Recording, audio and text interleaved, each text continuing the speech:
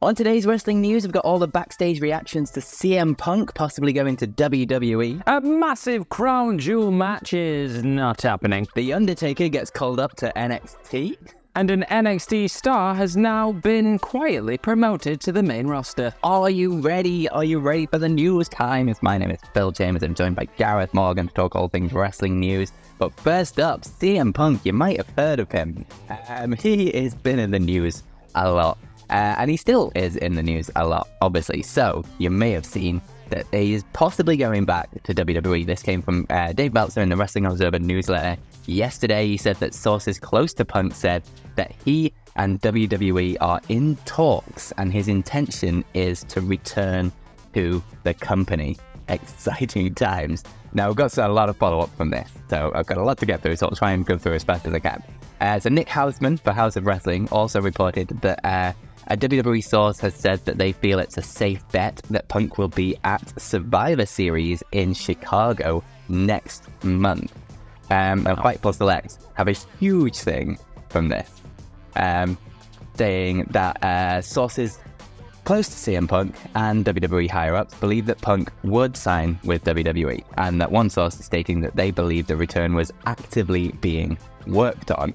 Now, there is a lot more issues around this, obviously, because it's CM Punk. Of course, he comes with a lot of issues. Punk's salary could be one, where he was on a very high salary in AEW and was making above what many of the top WWE stars are paid in WWE, obviously. And that his leverage for making a deal like this has been diminished slightly since, the whole brawl out and being fired thing kind of takes away a little bit of your negotiation powers over things like this.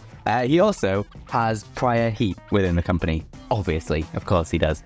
Both Seth Rollins and Roman Reigns, for example, have expressed their dislike of CM Punk in the past. But people within WWE and close to CM Punk believe that fences would need to be mended to talk about bringing in like a successful return for CM Punk. You have to mend a few fences and make a few friendships before we can come in backstage into that kind of a locker room. It also believes that many who Punk has heat with would need to be consulted with before WWE make a decision to bring him back to the company. It also continues to say that a top star within WWE, this is the source from Fightful Select, says that he wouldn't be able to pull any of his stuff here. There's nobody here he could jump without getting his ass handed to him. That's the spirit. Yeah, that's the way to go. Another top WWE talent as well believes that Triple H wouldn't risk the negativity that would come back with a CM Punk return. But then they also recalled a time when Triple H has brought back talent with baggage since he has already been in control. But the overall feeling, according to Fightful anyway, was that Punk would need to make good with a number of influential talent within WWE before he could come back. Now, as of right now, the second top stars and people in creative haven't been told of a CM Punk return. Obviously, that doesn't mean that it's not happening. But over on the AEW side of things, a top star over there said that before Brawl Out, Punk was very willing and very vocal about how much he hated WWE and Triple H and Vince McMahon and everything about that company, and that they would be very surprised if he went back. But then another source in AEW also said that Punk is in a much less forgiving situation from a career perspective at this point. So a lot there to unpack about CM Punk potentially going back to WWE. But yeah, it seems like there are at least definitely talks going on, but there's a lot to get around with the whole baggage that comes from a guy like CM Punk. Yeah, we knew this wasn't going to be a case of, I'm just going to come back and like, F you AEW, here we go. Like, it just wasn't going to be that easy. But with this kind of scenario, Mr. Punk is going to bring in the eyes, he's going to bring in the money. Like, you just do what you got to do. You just mend the fences, you just sit down and have a chat. And it's something that Triple H has done in the past. Like he has brought in people who've maybe had heat maybe in the back, you could say, like certain people, and you make it work. If you think that there is something there's a potential to just make a big again, just make a lot of money, then you do it. It's just what you do. So I feel like, yeah, it probably is going to happen. There's enough noise. Like you hear with this kind of that stuff, there isn't smoke without fire. Like there is just, you just get a feeling. They've been teasing like little things on like WWE programming. I think it's the greatest trick the devil ever pulled was convincing you that he didn't exist. I think they said that on SmackDown, I think to do with Seth Rollins or something like that. So they have been just dropping little things like best in the world hints. So I feel like something's in motion, but it's probably going to be chaotic, but that's great for us because we all just sit back and watch the madness. Don't know if it's going to be great for WWE Backstage and like whatever's going to be going on there, but for us, we're not Backstage, just fun.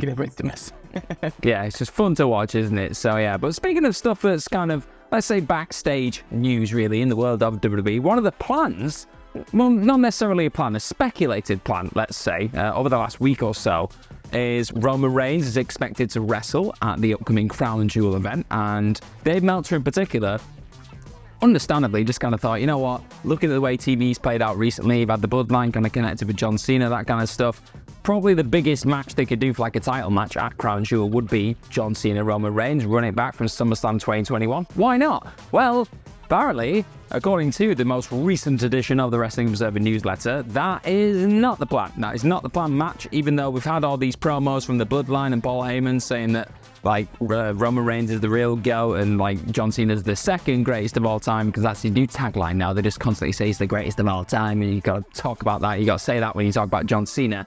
It's not the match. That's not what they're going to do. There's no real word on what they are going to do at this point. I think Roman Reigns is going to return next week on SmackDown. You'd like to think he's probably going to do a bit of teasing. It is after Fastlane, so maybe they will tease then what's going to come at the November 4th PLE in Saudi Arabia. So I'm not sure what's going to happen. Maybe we're going to get LA Knight against Roman Reigns, or AJ Styles against Roman Reigns, because he's been missing since he got took out by the Bloodline. Anything can happen, but Cena is advertised to appear at Crown Jewel, so it's thought that he could appear in some capacity, whether that's a match or just showing up in attitude adjusting Cristiano Ronaldo. We don't know what's going to happen, but what we apparently do know at this point is, according to what sources have said to the Wrestling Observer newsletter, that match is not planned for the show. It is an interesting one, because they definitely need a big match for Roman Reigns coming back from there, especially since he's not wrestled for so long. It'll be by the time we get round to that, a really long time. But we'll just have to wait and see, I guess. There's plenty of moving parts within the storyline, and LA Knight versus Roman Reigns would be very interesting. We'll have to wait and see. But speaking of people just randomly appearing on shows, NXT, you might have noticed that WWE are just kind of opening a massive spite store and stacking NXT next week because they're going head-to-head with AEW Dynamite, and they want to, I assume, completely annihilate the view ratings. So they've already announced a hell of a lot of talent for it. A hell of a lot. Crazy. But on SmackDown last night, they went one step further, because they aired a promo for NXT on SmackDown. Then at the end of it, you could hear the Undertaker's gong, and then the screen went black.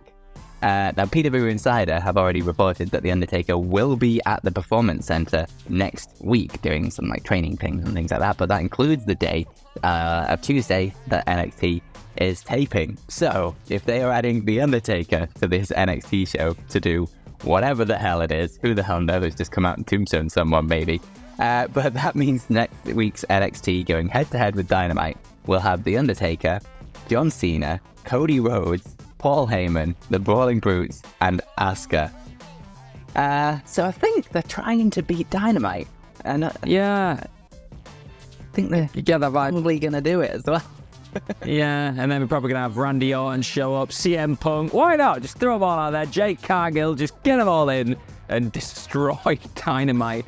Oh, I'm just glad that they're not petty about this kind of stuff. And yeah, it's ridiculous. I love it though. It just makes me think of the Wednesday night wars that we had like not so long ago. It's lovely. It's just great to watch the chaos unfold. AEW will probably have a few surprises up their sleeve as well. Don't forget that. They'll be wanting to just try and make as much of an impact as they can, really. But just looking at it was, I can't remember who he was replying to, but on Twitter, like someone had done like a tweet saying next week's NXT gonna have all these people, and then Baron Corbin just replied underneath just saying, and Baron Corbin. Yes, well, that's the person that people really want to see. Come on now, the big Corbmeister. Yeah, so, well, one person that maybe like, we're not really sure if he is going to be on NXT now going forward, is Dragon Lee. So maybe he's not going to be showing up on Tuesday. We'll have to see. We'll have to wait and find out. But according to, again, the latest edition of the Wrestling Observer newsletter, Dave Meltzer seems to like kind of feel at this point that Dragon Lee has kind of quietly been called up to the main roster, really, after his impressive performances against Dominic Mysterio over the North American Championship on Raw, and then he had a match against Austin Theory last night that was pretty good as well. So he's been impressing a lot of people. And it was thought that in his contract initially, it kind of the way his kind of contract was, it did suggest that he was probably going to get called up after a year. It wasn't going to be like years and years and years down in NXT. Like, it just looked like the deal was made to kind of just have him there for a little bit and then fire him up to the main roster. But because he has impressed so much so quickly, they've kind of gone, I'll just fire him up straight away and we'll go from there. But another interesting note within the Observer when it comes to the Dragon Lee story is a lot of people kind of in Mexico are watching right now. They're watching how Dragon Lee progresses, and they're also watching Bandido over in AEW, because these two both obviously joined those like separate companies around the same time. It was like within a couple of months when they officially signed on the dotted line. So people are just seeing how they get on, probably just to go and decide what they want to do next, whether it's worth like going to AEW or going to WWE. And at this point, obviously, Dragon Lee is killing it, really. He's done really well in NXT, and now he's getting a lot of attention on the main roster, whereas Bandido's kind of had his progress slowed down a little bit through injuries. So that's kind of, you can't really call it competition, but that's just kind of how things have played out up to this point. So it's kind of influencing people in Mexico when it comes to their decision, let's say, where they're going to want to go in the future. So yeah, right now, it looks like Dragon Lee has...